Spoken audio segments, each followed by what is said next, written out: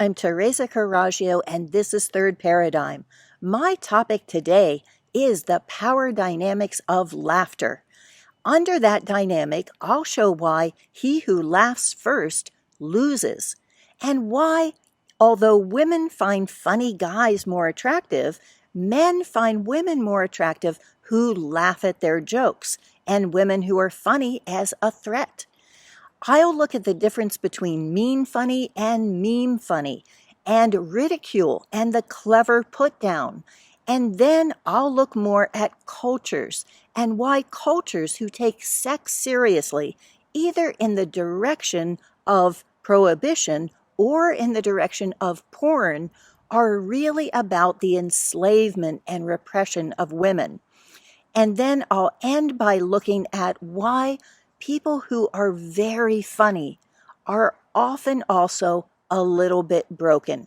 Let's get started. My middle daughter has a new boyfriend. He's fun, he's funny, they have a good time together. He gives a lot of compliments and is very affirming about his feelings about her. She has only one complaint, which is he doesn't really laugh at her jokes. So my youngest daughter, Cassandra, asked, "Was he a former fat kid?" And my daughter said, "Well, yes, why?" And Cassandra said, "That's why. That's what you learn in school, especially if you're on that fringe and you don't have the popular kids who are doing sports.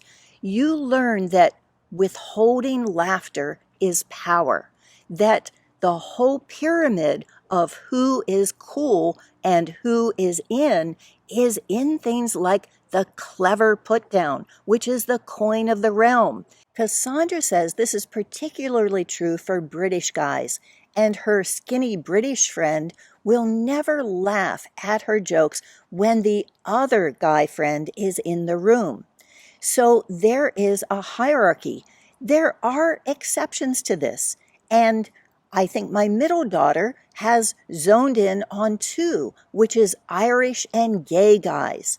Irish guys at her job immediately adopted her and made her one of the lads. And her best friend from middle school is a gay guy because gay guys can find women funny. They're not in that same kind of competition and hierarchy.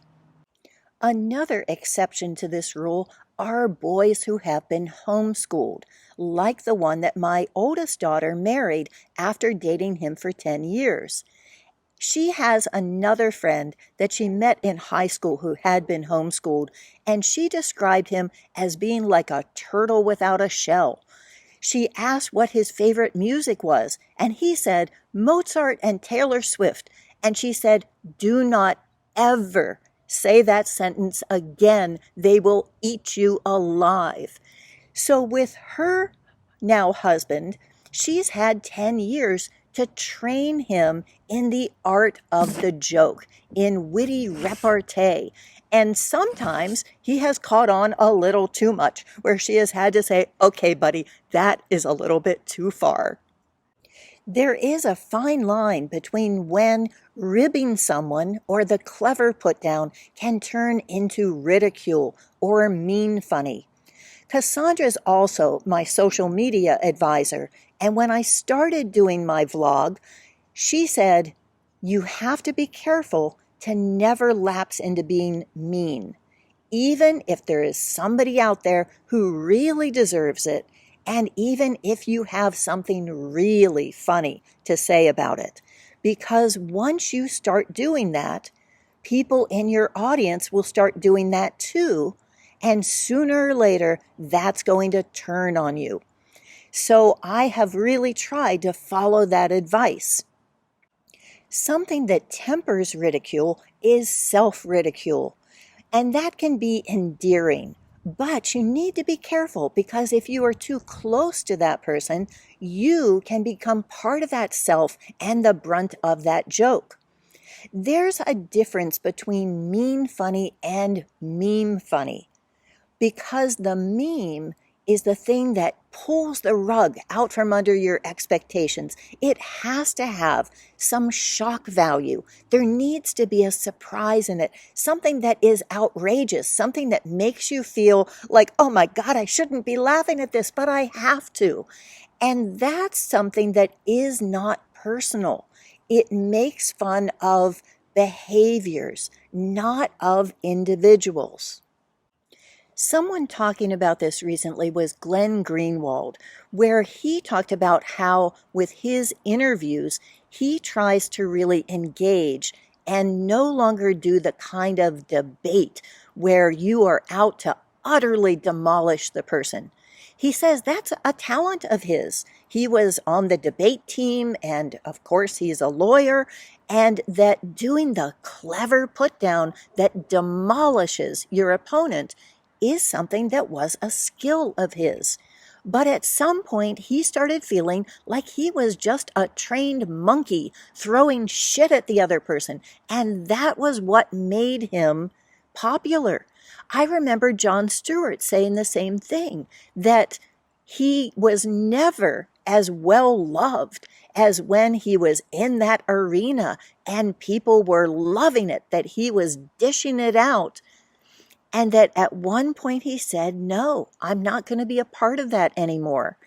So I think that's an interesting thing, that humor is not necessarily something that is advancing us. On the other side of that, I've been talking lately about things like Hasidic Judaism, a culture that definitely does not joke, especially about sex.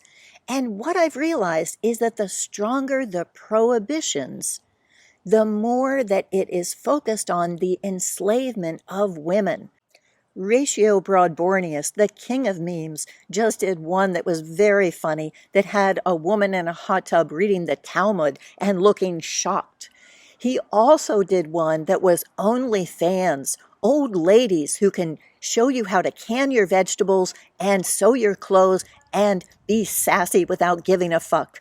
And then a woman who is talking to her daughter who asks, why did grandma get 3 times as much done? And she answers, well, back then they had cocaine in the sodas. My daughters have an uncle who really skates that fine line between ribbing and ridicule, and it has been a rite of passage for any boyfriend to be prepared for being grilled by him. This is a dynamic between my ex and him where they are men who really laugh at each other's jokes. And I remember in particular the last Christmas that we spent all together as a family before the divorce was a time we were playing Pictionary, and the two of them were laughing uproariously because they were cheating. And they still couldn't beat 2 of my daughters who had the Vulcan mind meld going and could draw one line and say, "The Nightmare Before Christmas." So in retrospect, do I wish that we were tiptoeing around in hushed voices because this was the last Christmas?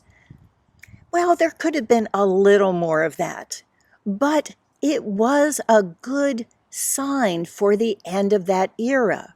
Because what I found is that in the family dynamic, my role was to be the one who laughs and the one who serves, and those are kind of 2 of the same things. When I was not in that family dynamic, for the first time at 58 years old, I got to be the funny one. And that happened because of my dance group, because I got in with other women who laugh. This revolution in my life came about because of Gina, my dance teacher. And Gina is someone who is outrageously funny, particularly physical humor. Part of our teacher training is learning how to molest your students without scaring them away. So we do all kinds of things, and she brings that out in everyone else. We used to have Inappropriate Wednesdays, and that was when we would outdo each other in how inappropriate we could be. We were just talking about how much we missed certain things about COVID. I remember at the very beginning of it, when there was more day drinking than usual going on, and the whole group renamed themselves with nicknames that were slang for crude body parts. Gina, of course, becoming Gina.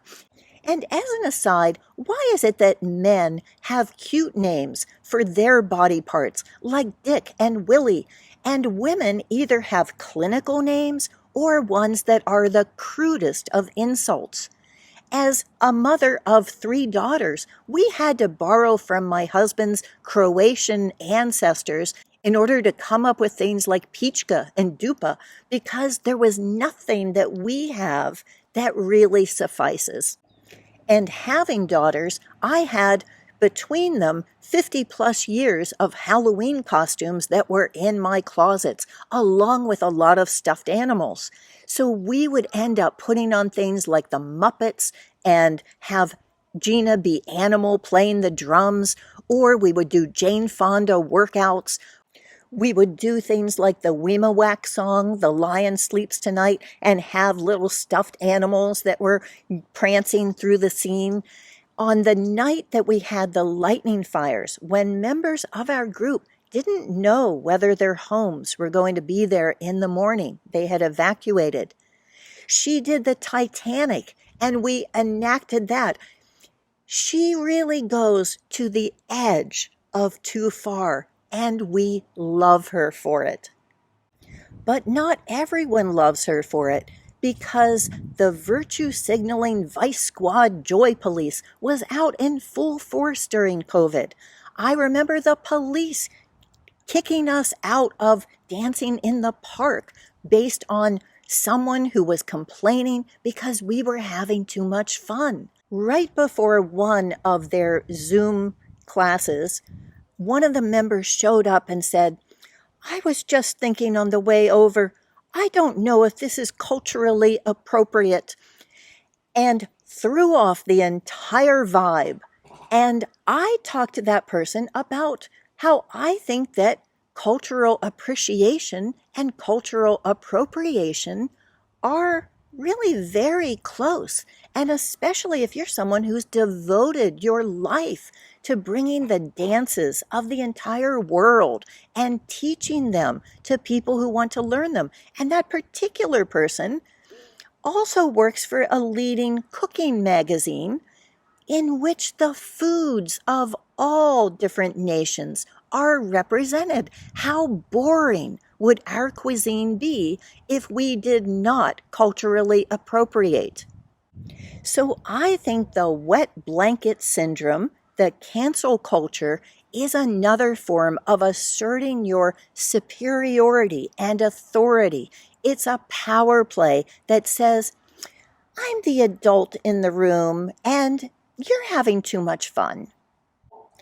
In closing, I think there are some people who are just a little bit more alive than others, and that they bring everyone around them a little bit more alive. And this often goes along with people who have been a little bit broken. The things that people have gone through in my dance class are intense, and they've gotten to that point where you recognize that none of this shit matters. There's a lack of judgment, a bring your whole self, and we accept you, and we're going to make fun of everything. That's what I get. And I'm going to go now to my dance class, and I'm going to come back a little bit more alive. And when I do, I'm going to share that with you, because life, like love, like laughter, only increases when you share it. And to follow up, here's one on winning hearts, changing minds. And here's one that asks, what's the best that can happen? Thank you for watching.